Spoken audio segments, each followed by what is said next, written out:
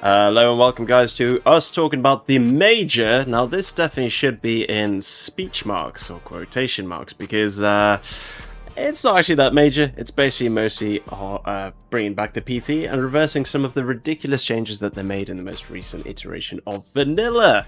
But here we go. This is a really lengthy, ridiculously lengthy when you put it into a Google Doc, right, which is what I do so I can highlight and make notes about what's good. It's a 22-page document. Like, Jesus Christ. I think it's 27 on some pages depending on how big your font is. Obviously I've made it small so that I can actually get through this in good time, but worry not, because I am going to be showing you guys only the most important changes. So first of all, you can see already here that here is the new and advanced line of sight tools. So it does work for buildings. You'll notice that obviously as you get up in there, it gets nice and bigger.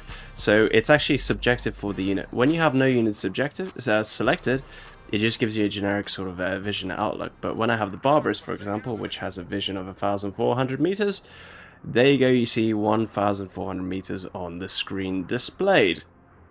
And obviously the maximum ranges of its relevant weapons. So there you go, 1,800 for its cornets, 1,000 for the autocannon, and the machine gun gets 600. It's the same story with the Mi-24, apart from its range is a measly 1.2 kilometers, which is, yeah, the range of its S8s as well. So that's a bit of an increase in range. I think there were, wait, am I right? Yeah, 1,100 meters before, so that's been altered ever so slightly. Cool. 6,000 meter range, what does that look like? Well, okay, it doesn't actually give it to you because it's obviously a plane can't enter a building. Oh, well, I guess it can. Sorry, please don't be triggered, especially if you're an American living in New York. Okay, so yeah, advanced line of sight tool is one of the most important updates because it does look pretty good. I think the only thing they could change is the colors, because that is high contrast. It's a bit heavy on the eye. Their little nice thing that they've got with the plain simplistic white look, that's a really good thing, and they should carry that across into the line of sight tool, because that is a bit too much in my opinion.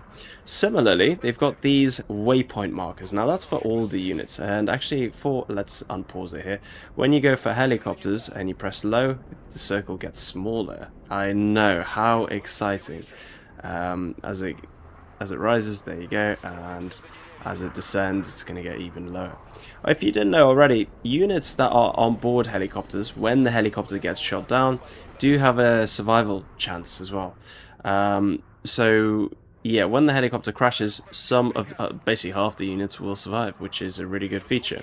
Not the units themselves, half the troops will survive. So obviously heavy damage on the squad, but at least they'll make it out alive. But that's only if you're on low altitude. So remember, as soon as you get close to your drop site, go low altitude anyway, and that might save the neck of at least half your squad.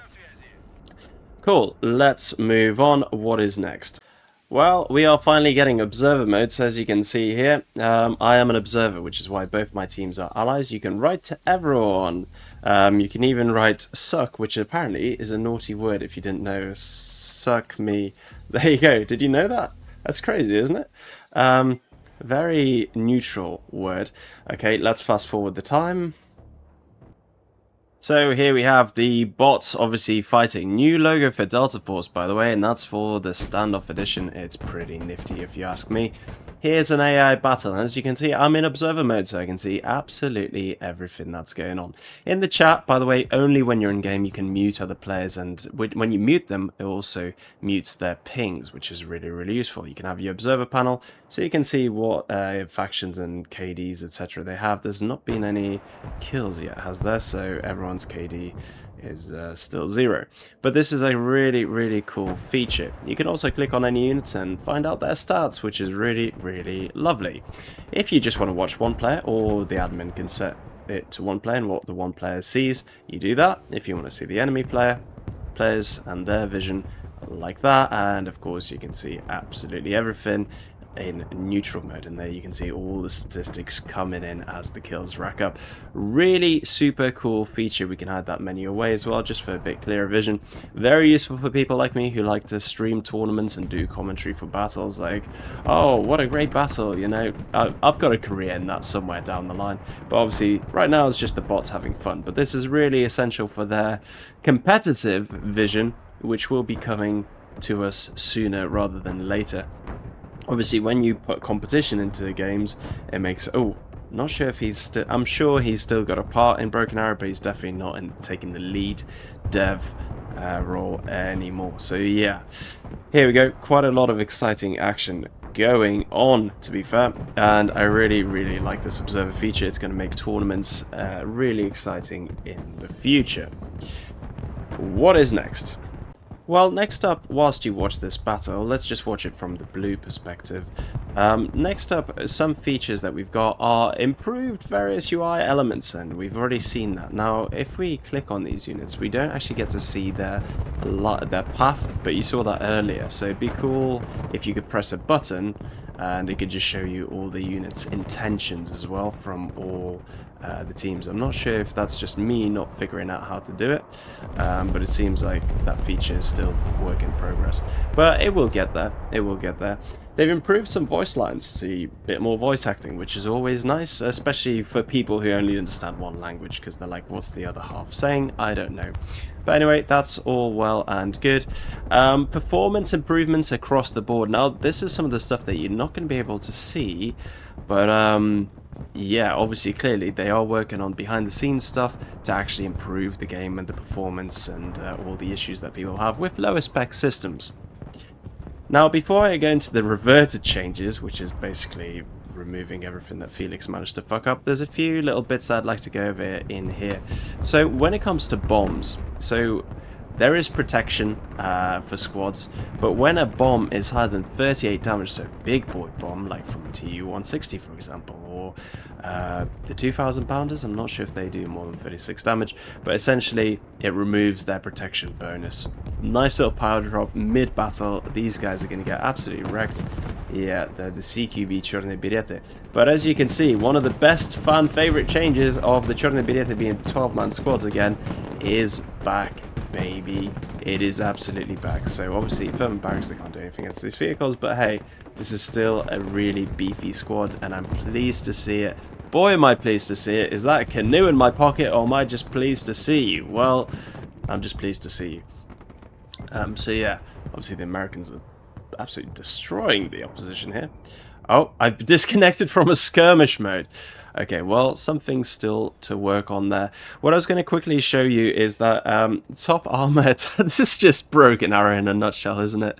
I'm on skirmish mode, hosting it on my thing, and I've lost connection somehow. Maybe because they're doing the update now. It should be any minute, by the way, the update, and it should last for 3 hours. So in English time, you're looking at 5 p.m. That's just mental. Can I even create a new skirmish mode?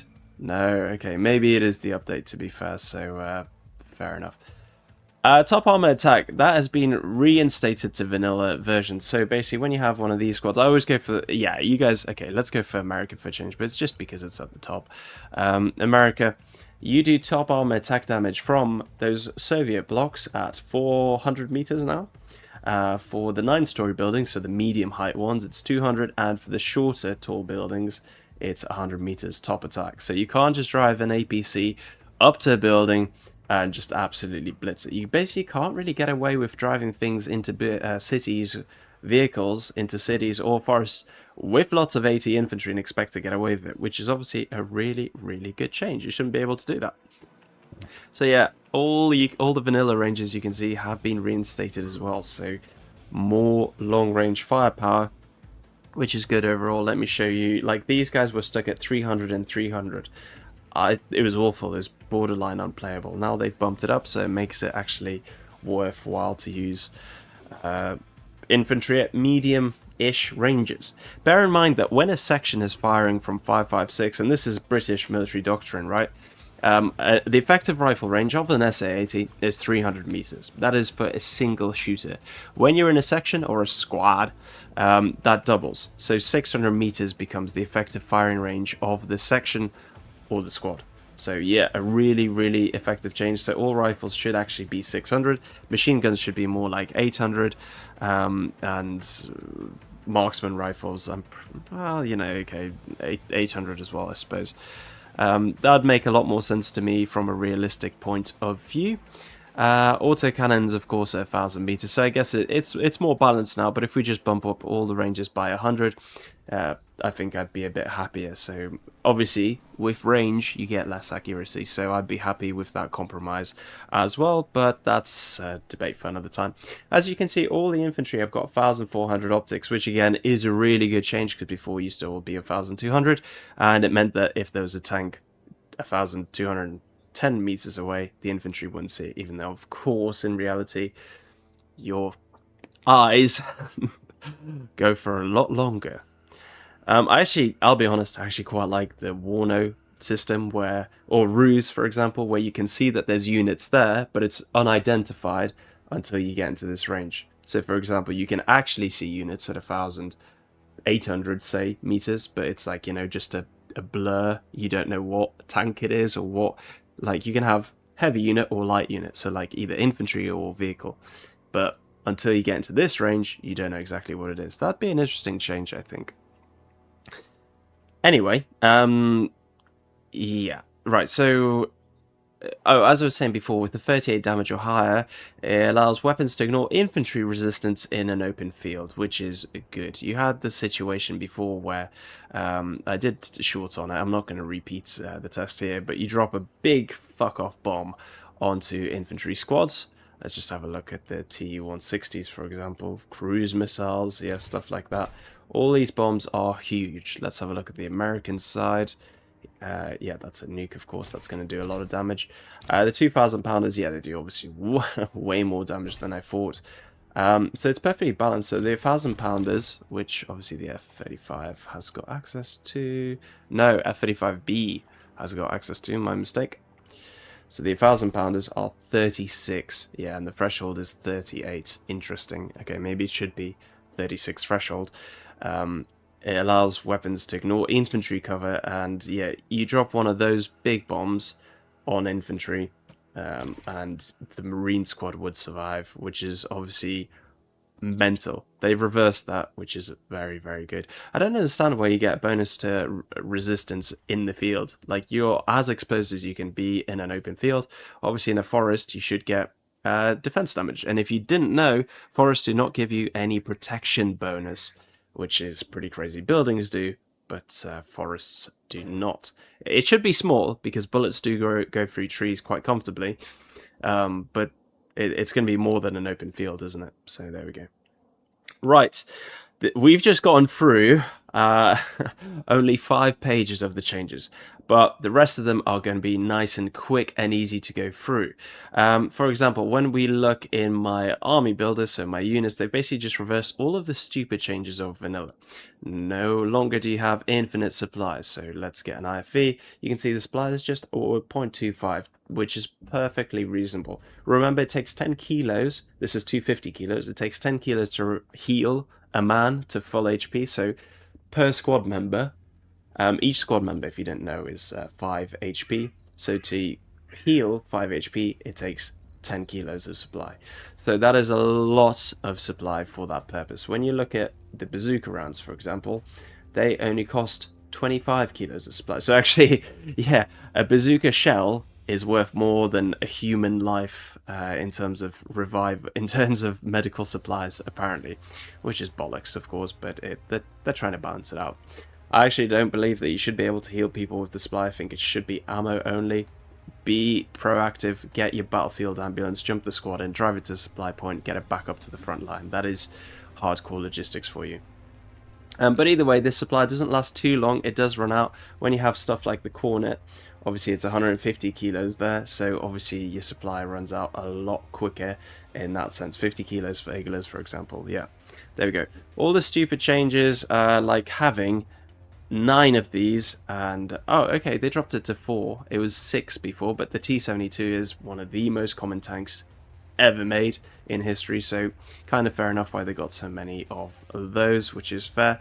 They've reinstated my beloved Motopichota AGS, one of my favorite squads, to be fair, these days, and for 70 points you really can't go wrong. 8 men, 6 HP, get a grenade launcher and an RPG, so fantastic. Because I love these grenade launchers, they're just so useful for keeping the enemy infantry at bay at 800 meters, and they do good splash damage. Talking about splash damage and suppression, essentially they've spaced it out, the time for going into calm, and then into shock and into panic. Obviously, when your squad is in panic, they are awful. They don't aim, they don't shoot, they don't do anything. They are absolutely pathetic, and they take forever to do anything. So everything has been increased to dramatic effect when you're panicking, but the time to actually get into panic is slightly longer. But obviously, if you're taking 50 cal rounds, which I've never had in real life, but I know from other people that you're bricking it. You're going to be into panic pretty much straight away.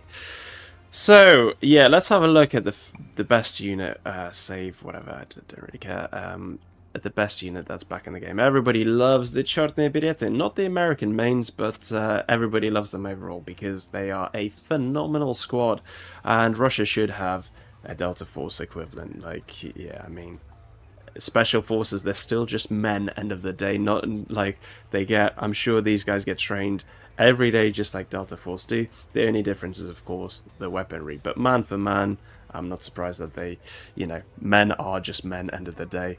The bullet is what kills, the weapon is what kills men. Anyway, not to get too deep or anything like that. Lots of cool squads, of course, that we've seen already. I can't wait for Rosguardia to come in, but that is not now. That is going to come in later, so don't get your hopes up too high for that aspect.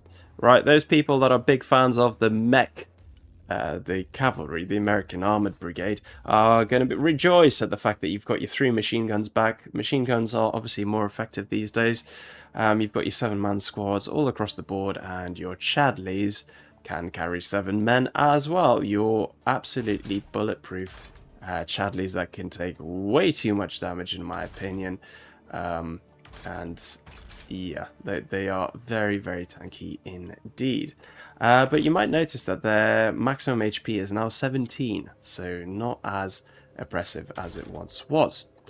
Tanks. There we go, we've got this beautiful little Seth V2 trophy, 19 HP. The Bradley used to be up there as well, no longer. So tanks, whilst we're on the topic, let's have a look at their shell damage.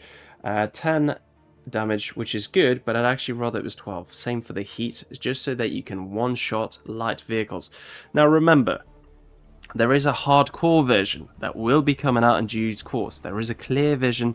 There is going to be increased lethality, and one-shotting Humvees will be a thing. It's just not in there yet. Similarly, helicopters are going to be having a great time with the Hydras and with the S8s. So the Hydras are down here.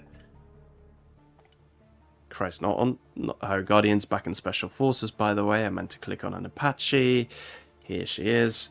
Hydras will be super lethal, as they should be, and fired rapidly, as they are in real life, as opposed to now where they kind of just have a really ridiculously, unnecessarily slow fire rate. Because they are pretty simple to shoot down, and Russian helicopters are obviously harder, but with slam rams they still are fairly simple and straightforward to shoot down. I got to show you the airborne recce because they are actually, honestly, one of my favourite squads these days. For 55 points you get a Morse, stealth, a sniper, and some rifles and another barrel launcher. Now, I don't really... And a laser. That is actually the most important thing. I don't know why they moved the sniper away from here, but you get your airborne recce to sort of balance it out. There is absolutely zero purpose to using next gen, and they cost more. So just use 55 points to have your abundance of Moors to deal with the Russian spam, and you're golden. You're going to be in for a good time. This is a dirt cheap, very effective squad, especially when you're just chipping away at the enemy. Do not hold fire with these. Let it just chip away, you know, keep firing and having fun against the enemy. Like the next gen here are obviously a lot more effective, but they still get the exact same bazooka, albeit with 2 extra rounds. So yeah, really cool change right there. Now, I don't want to keep this video too long, but essentially, to prevent that, I'm going to show you this unit and show you a quick generalization. Basically, all units have had their aim time and reload time ever so slightly reduced. So American, Russians, everybody has had their time reduced, and it's basically become a little bit better because it means that, you know, these launcher units actually get to fire before getting mowed down. Every unit has had, basically most squads have had an extra bit of ammunition. So these used to have 3 launchers, now they got 4. It's the same for the American scouts in the strikers. Where are they? Here's the airborne snipers. That's where they've moved to. See, they've got 4 launchers as well. So it is a really good change overall. Just a bit of extra firepower for everyone. So everyone's got a bit of extra lethality, especially when it comes to infantry. You might have remembered that troopers used to have 2 and 2. Now it's 3 and 2. Small change, but yeah, fairly worthwhile. You can see that the lethality on the guards is quite significant with the RPG-28, especially now that they have 5 of them. This squad becomes a lot tastier. When you pair this squad, so you've got the anti-tank squad with a CQB squad together, this combo is nigh unstoppable. Big word, I know. Or if you just simply chuck them into the back of a Barbarous, it becomes the perfect jump out squad. There's price reductions across the board. The Barbarous is not 325 points, which was an insanely high price, because if you're a good player, this really isn't that big a deal against you. At low levels, maybe, but you just send an F-35, bomb it, job done. Cool. A lot of changes across the board, with some missiles becoming a bit faster, aiming faster. Like, look, there is pages of this, and if you want to read the full list, please do. But yeah, there's just a lot of stuff. The main point is they've basically spent a lot of time unfucking the previous updates. So where's the stealth tank? The stealth tank is no longer a thing. With infantry not being able to see this past 600 meters with its stealth mode, that was ridiculously stupid. It's just 1.25. Stealth vehicles in general, so like this guy, when you put weapons on him, he loses his little stealth bonus. When you make him just a scout car, which is basically what this is, it's 1.5 stealth. I think that's perfectly balanced. It is great, especially when vehicles like, let's go to the striker core again. Where's the lunchbox? Love this lunchbox.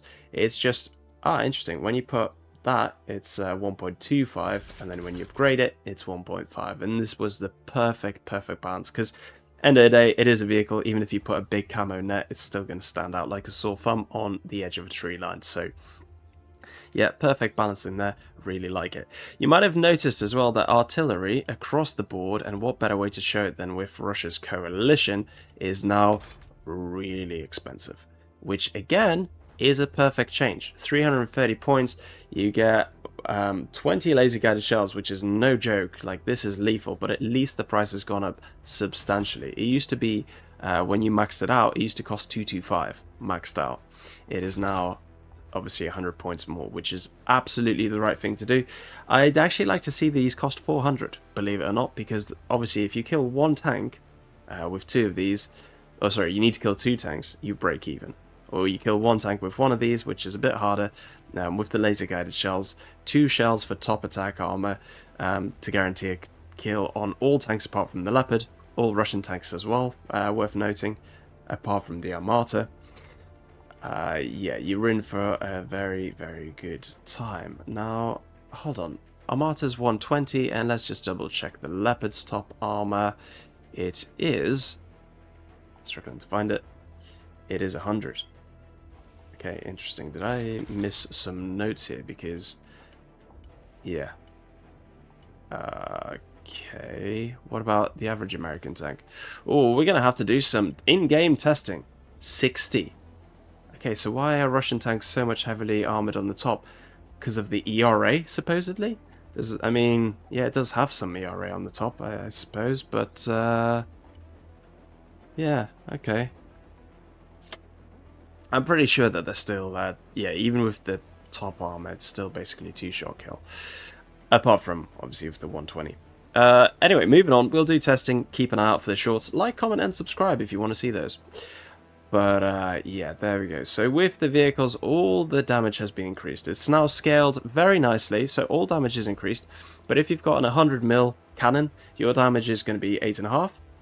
Whereas if you, which is the smallest tank cannon in the game, and the biggest is 125 mil, so that's 10. 8.5 to 10, really, really nicely balanced. It means that with these penetration values, they actually play quite an important role these days. And the perfect example of that is the Sprut. If I can just find it. There we go. When it's 375 penetration, which again, these numbers really do matter. This takes, I tested this earlier, this takes 6 or 7 shots to kill a SEP V3.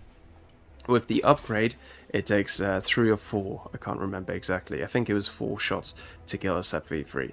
So this penetration number really, really values. By contrast, if you've got the M8 with the best cannon in the game, with the highest penetration, this is basically a 2-shot kill on every tank, apart from the Armata and the SEP V3. In which case, it's 2.1 shots. So if it has any damage, it's 2 shot. If it's got 0 damage, it's 2 shots plus literally a round from anything else. So yeah, I think that is perfectly balanced. Your heavy tanks are rewarded for having their super chunky armor, and your light tanks, like this, will take 2 shots to kill it with any weapon, even when you do upgrade it. So that's a really, really nice way to balance out the vehicle mechanics. Like I said, I still wish that these were 12 so that you can one-shot Humvees, but that is coming. That is coming. And don't say, Lima, leave my Humvees alone, because no, these fuckers, even with their enhanced armor, which by the way is still paper thin, when you notice the side doors, for example, they barely get any thicker. Yeah, obviously a tank shell is not going to have any issues or one-shotting this in real life. But hey, War Thunder players, no armor is best armor. Yeah, I suppose you might have a point, you know, if the if it just goes through here and doesn't kill any of the guys, you have kind of a valid point, I suppose. But with the Hesh rounds, it should just be one-shot kill. It is from the Sheridan, for example, but yeah, that's about it. Right, bear with me, guys, because we're getting towards the end here. But we're not quite finished yet. Let's go for the pack 2. One of the worst changes is here. Well, it's logical, it makes sense. I know what they're trying to do here, but I don't think it works just that perfectly well yet so far. Let's get out, not the pack 3, the Ante, for comparison. As you can see, on paper, these are identical. And they're both semi-active. All these new logos are really, really cool. I do rate them. Apart from, they're the exact same price, and this has got barely any speed. So, balance. Alright, when you go for these, you can see that the range is increasing, but these humongous, absolutely humongous missiles do the same damage as these tiny missiles by comparison. I mean, these are literally like the size of a building. These the huge, so they should do a lot more damage, like they did on old vanilla, so that if you, in the event of a near miss, this should still one shot. These should not one shot in the event of a near miss. But anyway, lethality of AA is fairly decent. You will be able to shoot down a lot, and seed is still fairly slow firing, so I'm not sure how well that's going to work, but there we go. Low altitude range is ×2, high altitude range is ×3. So let's get a nice simple number for maths. Maximum range of AA, which this is the highest amount of range you can get, is going to be 6,000, 7,020. So 7,020 meters, which is less, that is important to note, it's significantly less, it's about 1 kilometer less than old vanilla. So on old vanilla, these was 4.5 meters ×2 with radar, that's 9 kilometers. Now it's 7.2 kilometers. So yeah, obviously quite a significant range. With the pack, that story is even worse. It used to be 8 kilometers ×3. You've got much closer to 8. Okay, at 350. Fine, I'll do it. It's 700. 10. Okay, cool. Yes, it's okay. Basically the same range. But basically 7 kilometers. So yeah. it's 1 kilometer less, but obviously this guy suffers a lot more, and he doesn't have the higher damage. So honestly, the problem is you have to have your radar on to be able to stand a chance of shooting anything down. And with these one-shot guys that are obviously terminal guidance, you can one-shot, but it's probably after the bombs have dropped. With the semi-active guys, now the pack-free MSE is one of my favorites. You can see that the range is not actually that much lower, but obviously you've got terminal guidance, which extends its range after the missile has been fired, because the missile is able to track the target itself. So it still remains quite competitive to have more pack-frees as opposed to just the one-shot pack-twos. With Seed, it's still the slow old firing system with give me my CJ, and it's better, it's improved, but it's still not working that fantastically well. I wish Seed was more powerful, and I wish AA was more effective. So yeah, nice little bit of balancing there. Helicopters wise, you'll notice that all transports, let's just remove this for all helicopters have been decreased in price, especially the transport ones, because nobody used the Korova, which means cow. Quite a good name for it. It's bigger than an A320. And barely anybody used to do paradrops, but hey, with these dirt cheap prices, I think it might be actually worthwhile using them, and I hope more people do paradrops like the AI did earlier, because it's pretty funny and pretty cool. I mean, it's the only game that has it built in so well, and yet nobody uses it because it's a bit of a fiddly system. But otherwise, I really love paradrops, and I wish to see more of them, because again, they are just cool. Now, you obviously do have to coordinate with having seed out from your teammates when you deploy these things, but otherwise, again, super cool, bro, super cool. So let's make paradrops great again. And that is pretty much the most important thing to talk about. I really like, look, this is a long ass document. We've basically blitzed through most of it. I think I'm doing all right for time. I haven't seen the full clock yet, probably about half an hour, but that's pretty good for the sheer amount of information that's going to be thrown at you. There's other general bug fixes, etc., which is, you know, that's really good to see, all the behind the scenes kind of guys. They've got obviously a massive team, so a lot of resources can be spent on actually bug fixing. But this version basically is like PTE. It is just basically PTE with some improvements. And Vanilla has basically just had a lot of changes reversed. We're basically seeing PTE. So is it a major update? Absolutely not. That will come with the hardcore version, which is obviously due soon-ish. I think, honestly, it's almost ready. They're just gonna... I've already played it, and it felt good. It felt exciting. The autocannons were actually really effective from IFVs, so IFVs were really effective, but the RPGs were more effective. So again, you had to use them smart. You couldn't just rush an IFV train onto the objective and hope to capture it. That was never going to work. So it really is good, and the tank damage again is increased, so you can one-shot Humvees and the Typhoon VDV, etc. So really, really, really, really good stuff to look forward to. This is not a major update in any way, shape or form, but rest assured that is coming in the due time, and they said they might even do another open PT. Oof, controversial topic. Let me know what you think about that in the comments below. If you enjoyed this video, please do like, comment, subscribe. It does give me does push my videos out. I mean, I am probably maybe the biggest BA only YouTuber out there, but hey, I've only had this channel for a year, so it's pretty good progress. I'm glad you guys are enjoying my stuff, so thank you so much for your support already. But if you want to, you know, try and recruit some new players, because the player base is still fairly, I mean, it's one of the highest out of all the, it is the highest out of all the RTSs in this genre, but we could always do a bit better and recruit some more new guys. Anyway, hope you enjoyed it. Thank you so much for watching. Yeah, you still get the option of cheap RT. Did I mention that you've got these salvo lens, which again, for laser guided, you only want them to fire one shell, or two of these to fire one shell to get that guaranteed frag. So there we go. Lots of information. I will be doing the testing that I said I would be doing, and I know you guys love those shorts. Oh my god, almost forgot. All praise the almighty Bereg. There we are, back to 80 points, making it actually useful. Kind of crazy though that these are both 150 points when you have it either multi-purpose or RT only. Yeah, kind of crazy. but just use it for 80 points. You really can't go wrong, and you can thank me later. The amount of shots I've got of these guys shooting down helicopters at 2,400 meter range, which is insane, by the way. You can also shoot at planes, by the way, and it can obviously annihilate infantry, by the way, because it's such a humongous shell, and it's got a fast fire rate. God, I love the barrack. All praise the almighty barrack, and that is the note I'm going to end on. Thank you so much for watching. Take care. All the best. Bye-bye.